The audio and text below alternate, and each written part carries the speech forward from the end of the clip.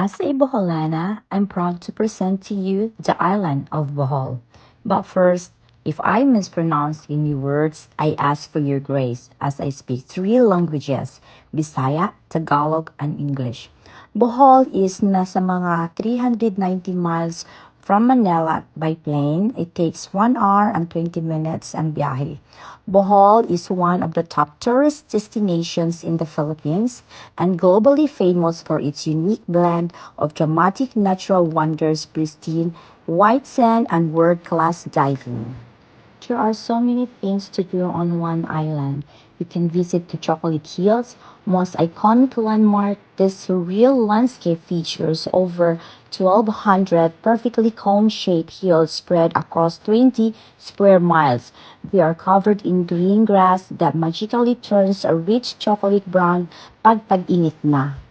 Kung sa magpababa naman tayo papuntang Bilar, madadaanan din natin ang man-made forest, a striking 2 kilometer stretch of densely planted towering mahogany trees and a sudden drop in temperature along the road between Bilar and Carmen.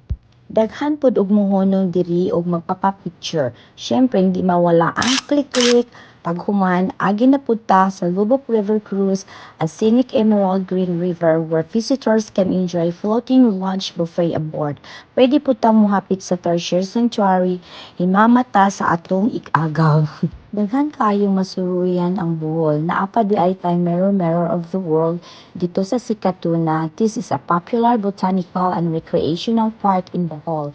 It features miniature replicas of famous global landmarks like the Eiffel Tower and the Hollywood sign ug daghan pa. Karon, uban nimi moadto sa Panglao. From our hometown, mag-drive ta og 1 hour and 30 minutes to Panglao sa South Palms Resort, a tropical sanctuary on the powdery shores of Panglao Island. Ito yung lagi nila na super ganda at ang ganda ng pagka-design. The authentic Filipino charm nestled within a coconut grove and the villas and the rooms offer a serene scape framed by nature's beauty.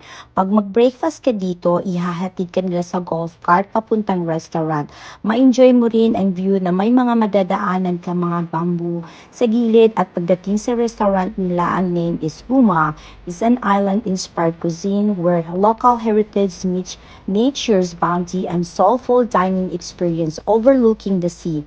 This all-day restaurant celebrates Boholano flavors with a modern twist using organic fruits, vegetables, and herbs grown at South Farm and the freshest locally caught seafoods. Sa breakfast buffet nila offers a wide selection of tasty gourmet options to start the day, from local Filipino specialties to international flavors. Sa Filipino breakfast, syempre, hindi mawawala ang daing, isawsaw sa suka, at of course, meron tayong sikwate na napaka-smooth ang texture kasi it's pure cacao. Parisan nimo sa pandesal, perfect na ang imuhang almusal. Ang pinaka-paborito nako sa tanan ay yung donut na may obi unta na magme-melt sa imuhang ngalang-ngalang. Super lamian kaayo, daghan ka kapilian ani sa ilang American breakfast pod na aslay bacon, aslay sausage, na cereal, and many more. Umanang kaon ni suroy ko na asilay Tia's House Restaurant gihapon ni siya. Pwede diri nimo ihil kung naa kay mga okasyon. Unya sa unahan dito, explore na po ko na ako nakita nga The Aqua Pavilion, purposely crafted for dynamic, free-flowing gatherings.